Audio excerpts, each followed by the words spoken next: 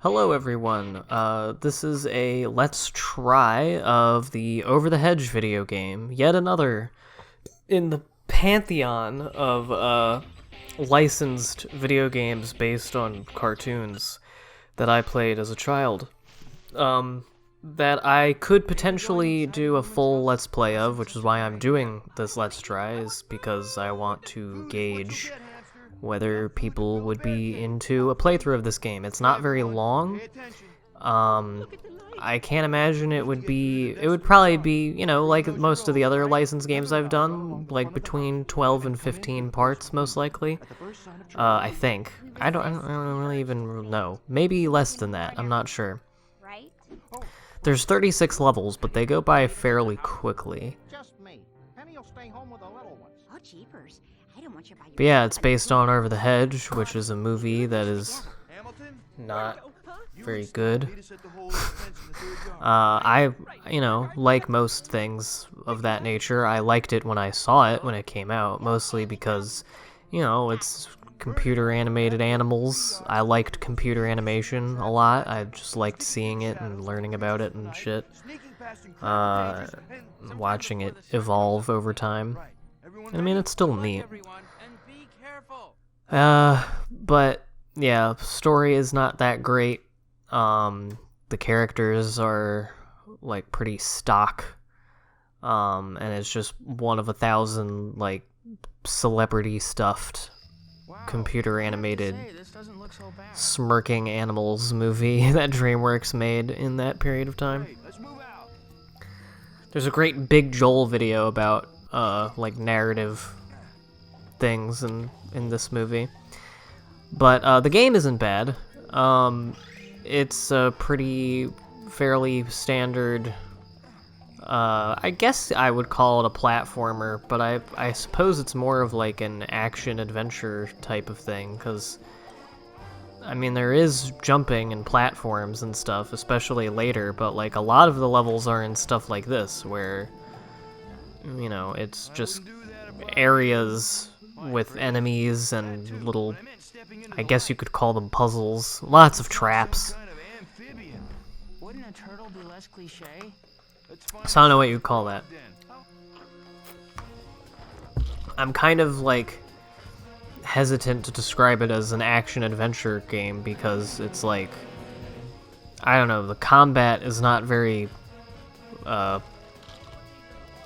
complicated at all. Not that it needs to be complicated, I'm just saying, like, the action part of it is pretty much just mashing the X button to hit the enemies in front of you, and you also can do, you have, in this it's golf clubs, but you can have different weapons. Like, you can get rolling pins, I'm trying to think of other ones, but I'm too busy burping. I ate right before I recorded this, that's why. I don't know, there's like a back scratcher and like a rake and a hammer. You'll see. So, I don't really think they do anything different. Like, I don't think any of the different weapons behave any differently. You can also get hats. There's a hat in each level. Almost every level. Which I'll show off in a little bit in this video. And, this annoying-ass bird that is not in the movie at all. A lot of things that are in this game are not in the movie at all, because something that, if you've seen Over the Hedge, you will notice while watching the beginning of this game is that the first few levels of the game take place at the end of the movie. This part that we're playing through, I mean, none of this happens, obviously. There's not a fucking 5-minute sequence in Over the Hedge where two of the characters are breaking open boxes so they can get a key for a bird. But this part that we're playing in is within the last 15 minutes of the movie. Maybe 20. Probably 15, though, because it's a pretty short movie. There are people from the movie that are in this game, obviously, but Like the Exterminator is throughout the game and is, spoilers, the final boss of the game. And like Gladys shows up later, but all of the events of this are after the events of Over the Hedge, which I'm actually fine with. I'm not particularly of a mind where, you know, an adaptation of a movie or a show or whatever, or I mean, for a show it's even more not needed, but for a movie, especially one like this, doesn't necessarily have to be just playing through the events of the movie. It can just be inspired by it. I think that's perfectly fine. And I think it's interesting for a game to do it. It was kind of weird because I played the game before I saw the movie. I didn't see the movie in theaters, but I played the game when it came out. I rented it from Blockbuster. And so I was confused. But with what happens in the movie, if the game were to try to follow that, this game has a sort of rhythm with the kinds of levels you have. It's usually like, you know, a setup sort of thing where you're like entering an area, and then it's a heist where you're stealing everything, and then there's an escape where you usually have a wagon full of food, and you have to protect it while you carry it to the hedge. And then there's other smaller ones, but there's like a rhythm to it that like you wouldn't be able to do until like halfway through the movie if you went by the movie. So yeah. So I think it's neat. I think it's a decision that was made wisely. I don't know. I'm not saying that like necessarily translates to all the levels being great or like the story that the game tells being great, but I don't really think it matters.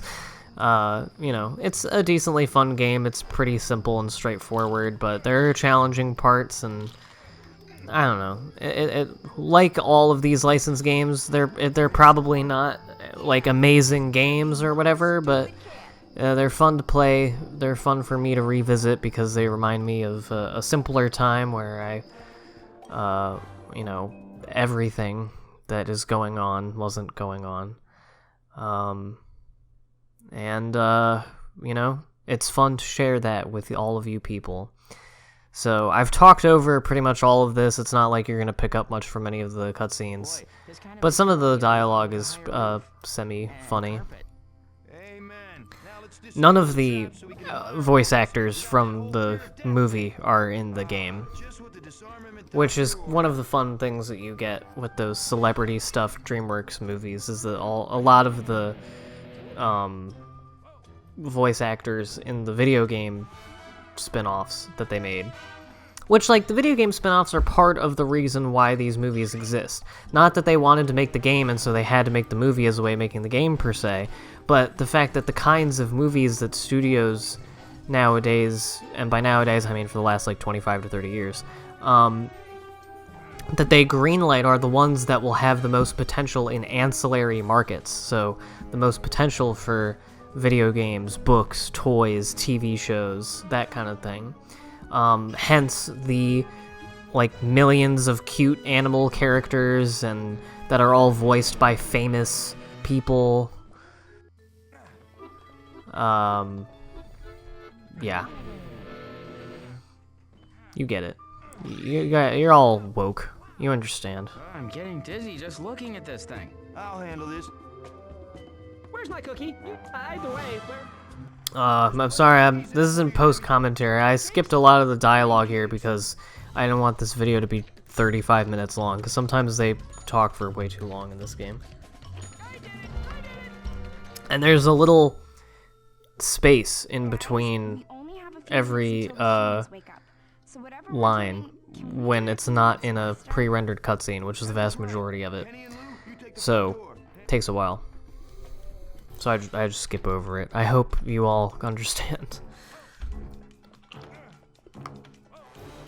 Anyway, if I do an LP of this game, get ready to see a lot of things of this nature, because this is pretty much how every sort of section of the game ends.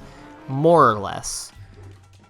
I thought you had to be right up on them. I don't know why I did that.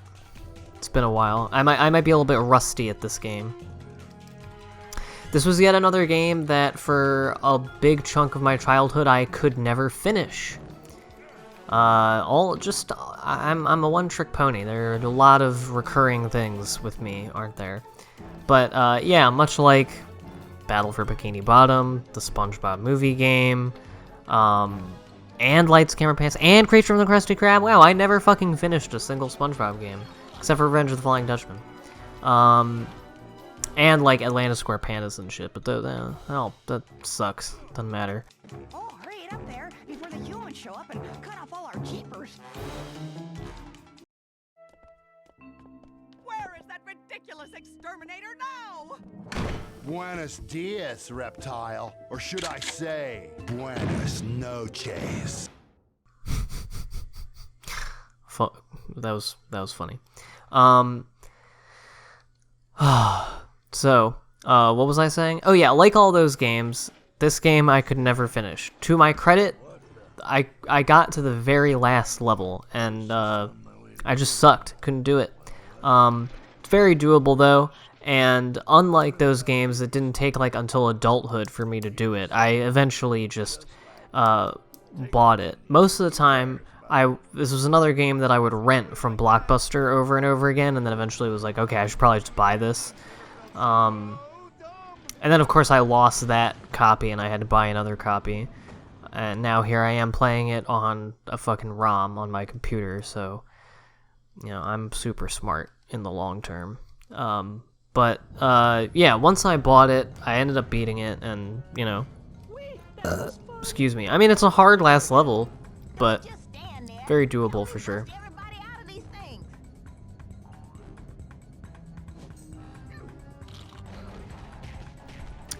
If I do an LP of this, you'll notice I pretty much never want to be Hammy or RJ. You always have two characters with you. There are some, like this level, where the characters you're given are just set for you. But in most of them, you choose what characters you go with. It doesn't really matter. Everybody has the same set of moves and abilities. It's just that, like, they look different because of what they are, what animal they are. And it really just comes down to whose dialogue you want to hear. But I don't know. I never like being Hammy or RJ for some reason, and it literally doesn't matter. But I usually will always pick. I always like to be Vern. I don't know why. I think it's because I like his jump the best. Because each of them do have a slightly different, like, physicality to them. And I don't know. Vern always was the one that just felt the best to me. So, I don't know. Maybe I'm weird. Thank heavens I won't have to set eyes or foot on any more of those horrid creatures ever again. That part is way better in the movie. You! Damn! Us! Hedge, now! Let's go! Hurry! Kia! Run! Run! Come on, hurry!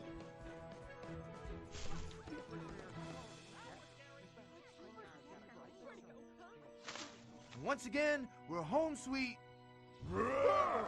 Dead.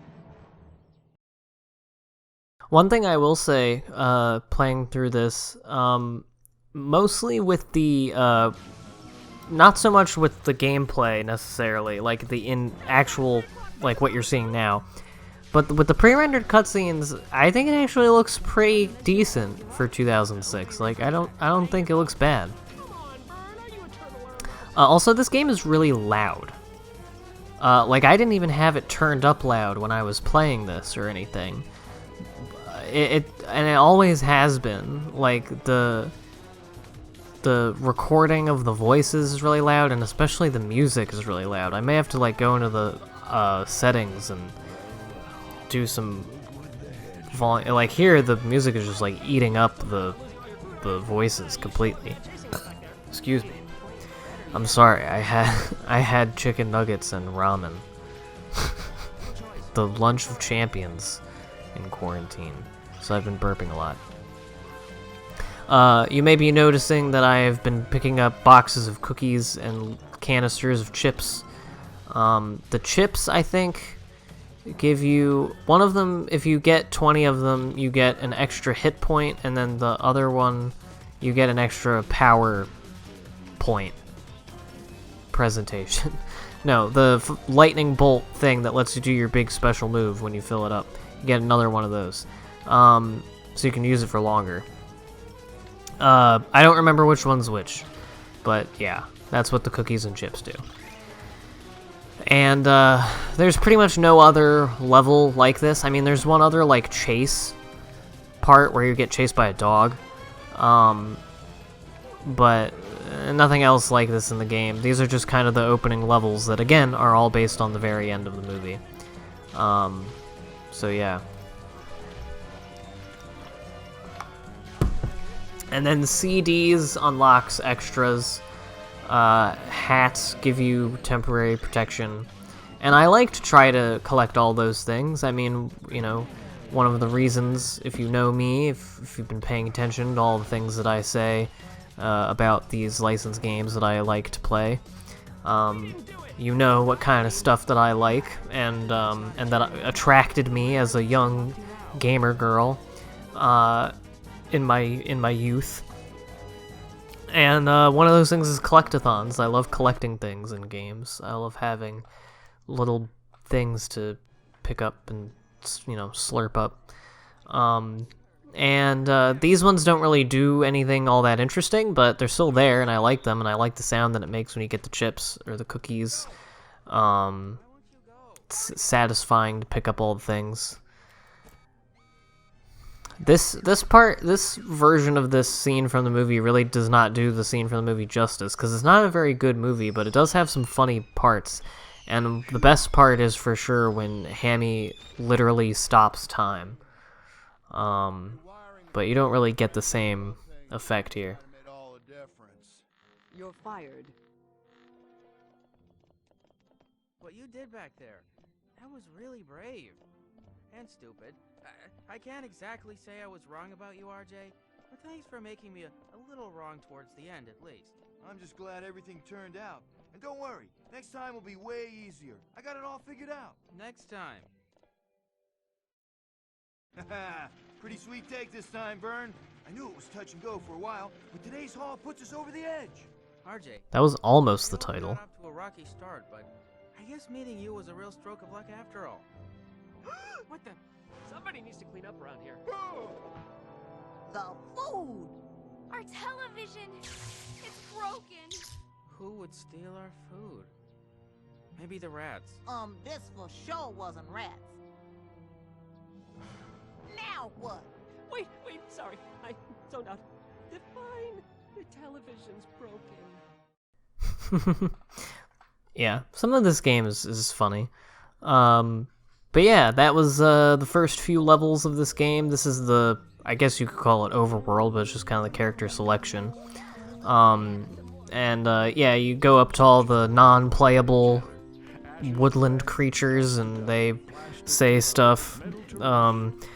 Over time, this is another thing that I really liked as a kid about this game, and that's satisfying, is that you're doing these heists and you're stealing stuff, so you get food, so the log starts filling up with food, but you also buy, like, a popcorn machine, a TV, a projector, a laptop, and then there's, like, there's the main ones, and then there's, like, side ones, where, like, if you can, like, they're a little bit hard to do, then you can, then you can steal it, and then they show up. And I mean, it's just a, you know, aesthetic thing. They don't do anything, but it's still fun.